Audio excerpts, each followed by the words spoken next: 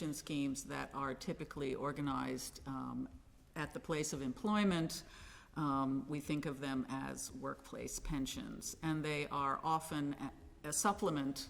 They're intended as a supplement to statutory or public pension provision. So we're in the world of workplace pensions, and we're in the world of workplace pensions where contributions are collected and invested on financial markets, and those financial assets then later on finance the pensions that are paid out to employees when they retire. So here's where the democracy comes in.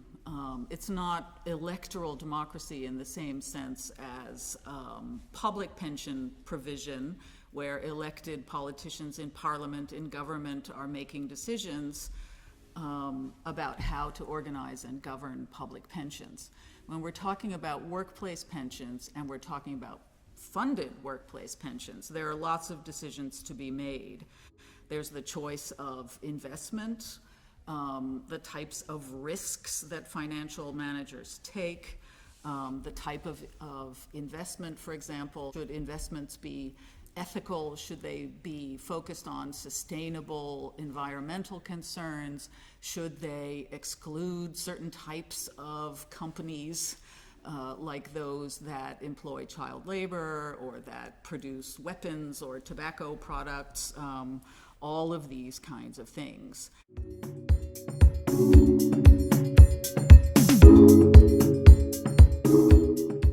We all know that interest rates go up and down, and they're going up right now, for example, in September 2022.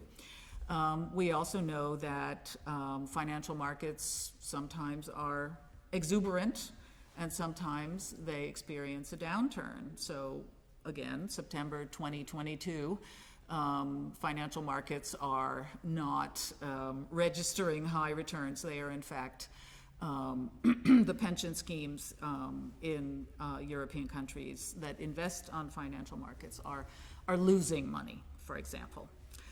So the big question is, who bears the risk here? So who benefits from the gains when financial markets are booming, and who pays the cost of losses on financial markets? But the general trend is one in which the risk of financial market gains and losses is transferred from the pension scheme to the individual, at least to some extent.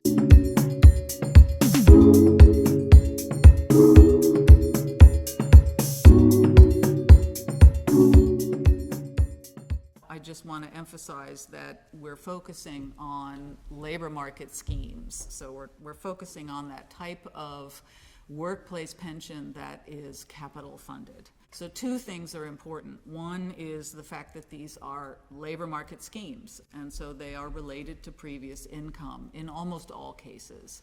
The other thing to remember about inequality and redistribution is the tax system. And the reason for this is that pension savings of the kind that we're analyzing in the DEEPEN project, these savings are in place over a long period of time.